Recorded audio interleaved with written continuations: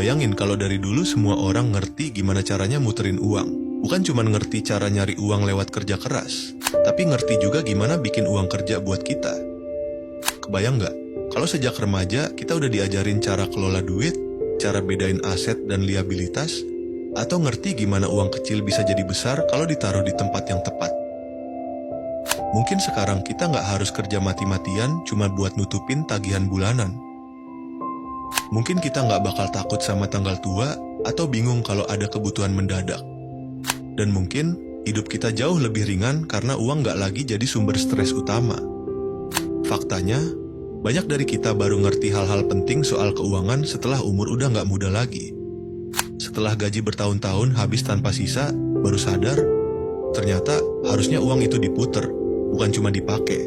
Tapi tenang, nggak peduli kamu sekarang ada di titik mana, semua bisa dimulai dari sekarang. Gak harus sempurna, yang penting ngerti dasarnya dan mulai pelan-pelan. Langsung aja kita bahas. Muterin uang itu bukan hal yang rumit. Banyak orang mikir kalau ngomongin soal muterin uang, pasti urusannya langsung ke investasi besar, saham, atau bisnis raksasa. Padahal, muterin uang bisa sesederhana ini. Uang yang kamu punya sekarang, kamu manfaatin supaya bisa nambah nilainya atau balik lagi ke kamu dalam bentuk keuntungan. Contohnya, kamu punya uang 500.000. Lalu kamu pakai buat beli barang yang laku dijual online. Kamu jual dengan harga yang sedikit lebih tinggi dan dapat keuntungan. Dari situ, uang kamu udah muter. Gak diam di dompet, gak nganggur di rekening, tapi jadi modal yang berkembang. Bentuk lainnya, misalnya kamu taruh uang kamu di tempat yang kasih imbal hasil. Bisa reksadana pasar uang, deposito, atau bahkan produk e-wallet yang kasih bunga harian. Mungkin keuntungannya kecil, tapi uangmu kerja. Dia nggak cuma tidur, tapi pelan-pelan bertambah. Banyak orang salah paham, mereka pikir harus nunggu uang banyak dulu baru bisa muterin uang. Padahal, justru sebaliknya, uang itu bisa diputar mulai dari nominal kecil. Yang penting adalah kebiasaan, bukan jumlahnya. Karena saat kamu udah terbiasa muterin uang dari kecil, nanti saat kamu dapat uang lebih besar, kamu udah tahu gimana cara ngelolanya. Muterin uang itu soal pola pikir. Kalau kamu bisa mengubah cara kamu melihat uang, kamu bisa ubah cara kamu mengelola hidupmu.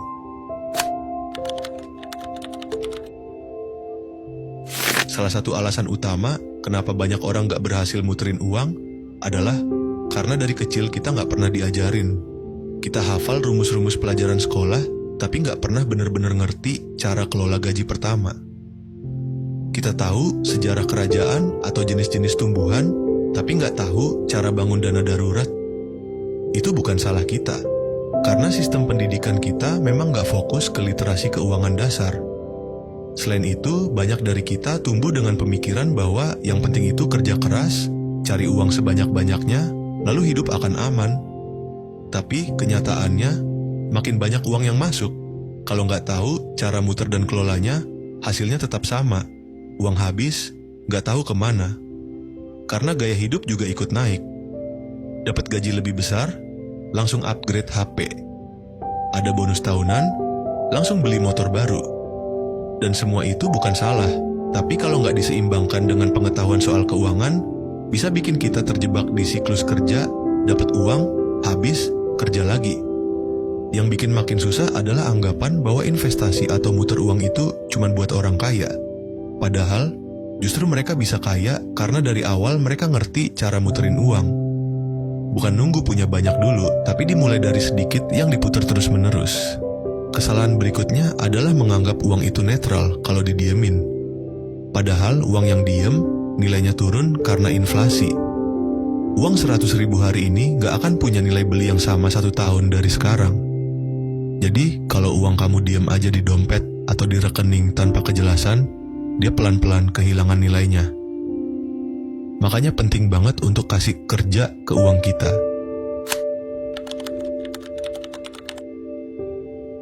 Kalau kamu mau uangmu bisa muter dan berkembang, ada beberapa prinsip dasar yang harus kamu tanamkan dalam keseharian. Pertama, biasakan untuk menyisihkan sebelum membelanjakan. Begitu kamu terima penghasilan, Sisihkan dulu sebagian buat ditabung atau diinvestasikan. Jangan tunggu sisa. Karena kalau kamu pakai dulu semuanya buat keperluan sehari-hari, biasanya nggak ada yang tersisa.